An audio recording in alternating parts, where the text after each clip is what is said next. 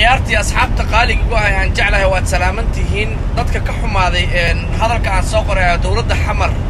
دولة حمر مركان ليه ورنتي إن فرماجية خيره وحكنا دعسن إن حمر كليها دولة ويهين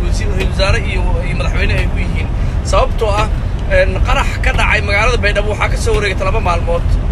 dadkii inta waa la aasay inta dhaawacan isbitaalay jiifaan kama damqanin kama xumaanin xataa kama tacsiyadeyn dadka geerida ay saameysay maxaa dhacay dadkaas iyo kuwa xamar degan ma farqi u dhaxay muxuu yahay kuwa xamar degan ma kuwa maamulayna kuwa xagga degan ma